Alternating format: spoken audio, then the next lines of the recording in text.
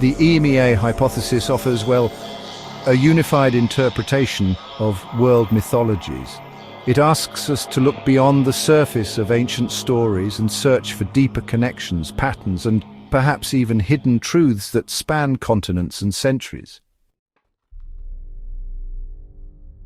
Ancient myths across the globe share striking motifs: skyfathers and flying gods, great floods, cosmic trees or pillars, divine wars, and the passing of secret knowledge.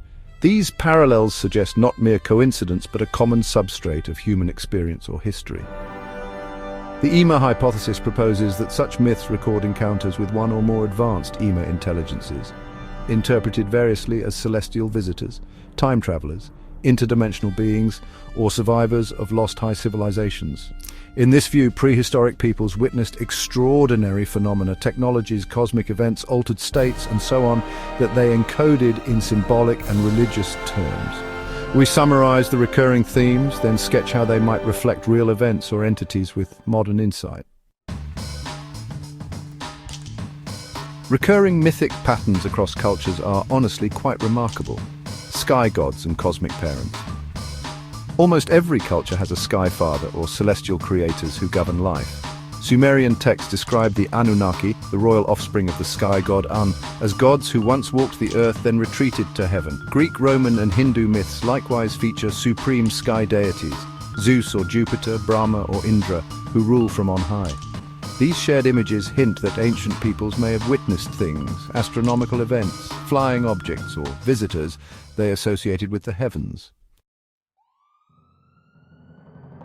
Floods and world-ending cataclysms, myths of a great flood or cataclysm, recur virtually worldwide.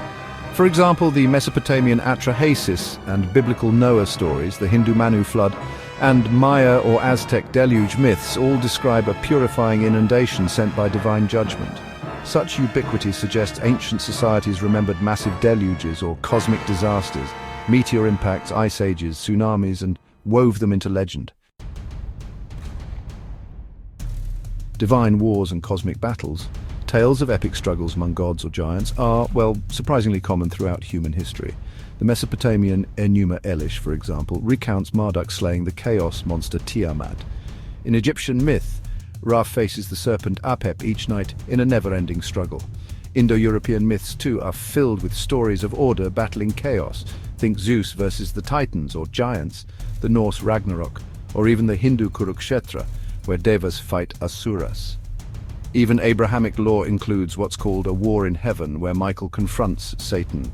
Now, these remarkably similar cosmic war stories might just perhaps reflect memories of catastrophic natural events, like volcanic eruptions or meteor showers, or maybe even real conflicts between advanced groups, later remembered as divine struggles. The idea of a world tree, or axis mundi, a cosmic pillar connecting heaven, earth, and the underworld, shows up interestingly in cultures all over the globe. The Norse spoke of Yggdrasil, the Mayans revered the saber tree, Hindu tradition describes Mount Meru, and Chinese myths tell of a pillar of heaven. All of these, in one way or another, fit into this powerful motif. Likewise, it's fascinating how so many temples, pyramids, and mandalas use sacred geometry, circles, spirals, golden ratios, all thought to reflect a divine cosmic plan. This really suggests that ancient people sensed the universe was ordered, either by mathematics or by the design of the gods. Many myths, portray gods or demigods as these, teachers who impart advanced knowledge or technology to humans. For example, the Egyptian god Thoth is credited with inventing writing and, as the stories go, the calculations for the establishment of the heavens, stars, earth, and everything in them. Then, in Greek myth, Prometheus famously stole fire, and by extension the arts and sciences, from the gods for humanity. In the Maya Aztec world, Quetzalcoatl is said to be the inventor of the calendar and books. The Inca god Viracocha formed the heavens and earth, and then wandered through the world teaching men the arts of civilization. And, similarly, the Jewish apocryphal Book of Enoch describes angels called watchers, who taught metallurgy, writing, and sorcery to humanity, only to be punished by a great flood. Such parallels really do suggest a common theme: that myths preserve memories of a sudden transmission of knowledge from a higher power. Descriptions of gods with flying vehicles or advanced tools appear again and again in ancient stories.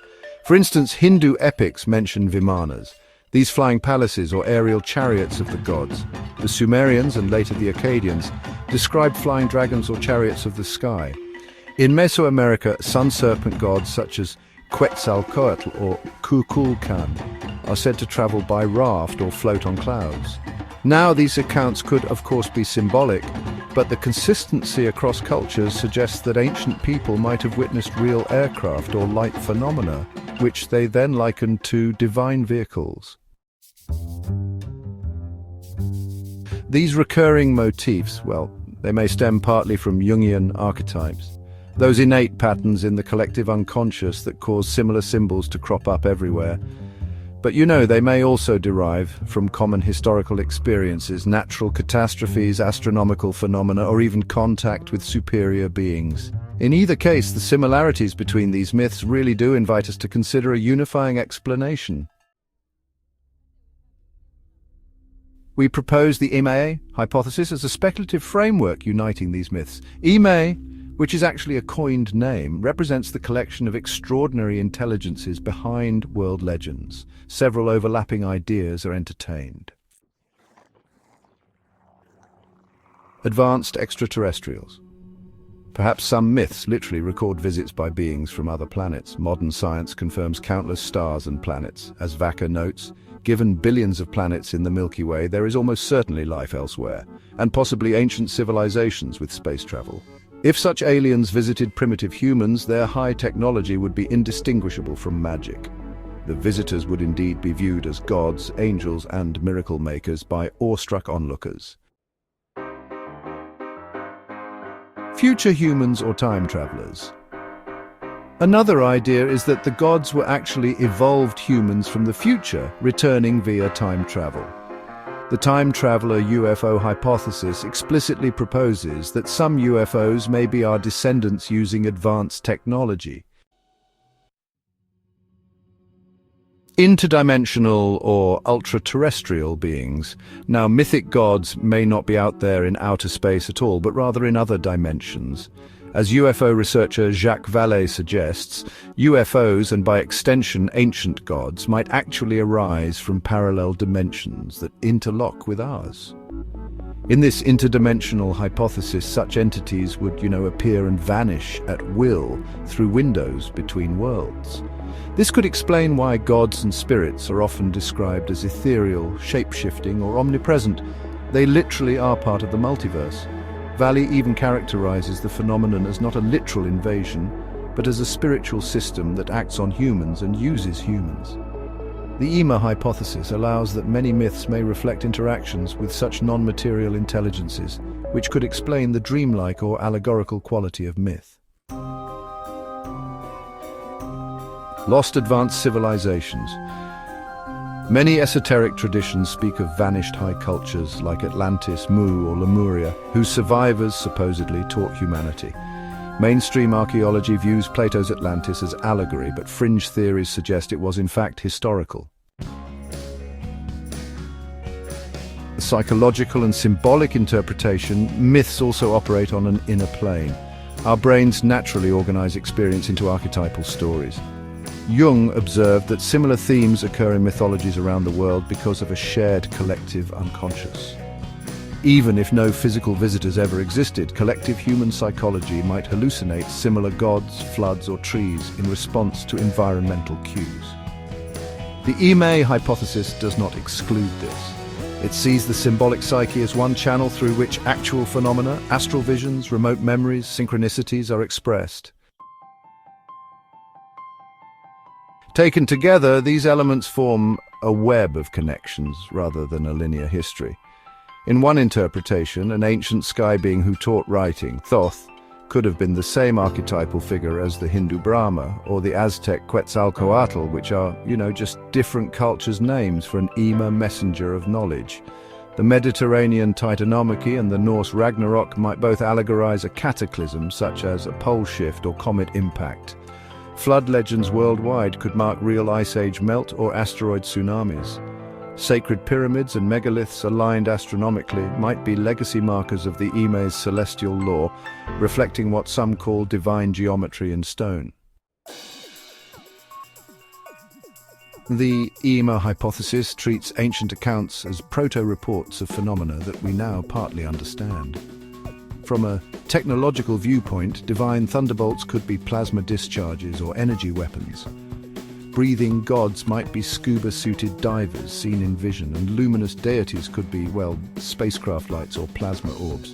Symbolically, mystical visions, whether through drug rituals or shamanic journeys, may have shown participants mythic stories that over time were conflated with historical memory. Fringe research and occult traditions provide analogues. For instance, ancient astronaut theorists, such as Erich von Däniken, argue that many myths literally describe aliens with advanced machines, while modern paranormal investigators, like Jacques Vallée, note uncanny similarities between fairy lore, religious apparitions, and UFOs. Quantum cosmology, with its multiverse ideas, also gives a scientific gloss to the notion of other worlds. Psychic phenomena, like remote viewing and channeling, suggest that consciousness might tap into a kind of collective library of experiences. So, myths could actually record events from non-local sources. At the same time, critical reasoning is applied. The Ema hypothesis does not claim that every detail of every myth is factual. Rather, it seeks coherence in the patterns. It acknowledges that mainstream scholarship often sees myth as pure allegory. Here we propose that myths may be half memories, rooted in some concrete events or visits that became encrusted with metaphor. For example, Plato's Atlantis, officially a cautionary tale, could be read as a memory of a real island civilization destroyed by flood, perhaps a symbolic vestige of Minoan or other early collapse, rather than a literal 9,000-year-old superpower. The Ema hypothesis is a speculative framework weaving together diverse clues. It suggests that the gods of Sumer, Egypt, India, Norse and other lands may have been facets of the same underlying phenomenon, encounters with superior intelligences or powers that ancient minds encoded as myth. Whether these Ema were extraterrestrial visitors, distant future humans, hyperspatial beings, or our own psychological projections, they appear as sky beings, world tree beings, flood senders and wisdom bringers in the human story. So, in essence, myths are treated as data points from antiquity. The consistency of certain themes, like sky gods, divine teachers, cosmic wars, floods, and sacred symbols, well, it really implies a connected reality behind them. By combining modern science, like astronomy and quantum theory, with psychology such as Jungian archetypes and transpersonal experience and, well, speculative anthropology, the Ema hypothesis aims to turn mythic narrative into a coherent cosmology. It is, serious but imaginative, granting ancient people credit for extraordinary insights and experiences, yet recognizing that their understanding was wrapped in symbol. Ultimately, whether or not the Ema ever existed, this integrated model highlights the unity of human myth, making and invites further investigation into the mysteries at the intersection of history, science, and the imagination. Sources include cross-cultural myth analyses and theories of ancient advanced beings, among others. So, what do you think of the Ema hypothesis? This entire Ema concept was based on ChatGPT Deep Research. Does it make any valid points? You decide. Thanks for watching.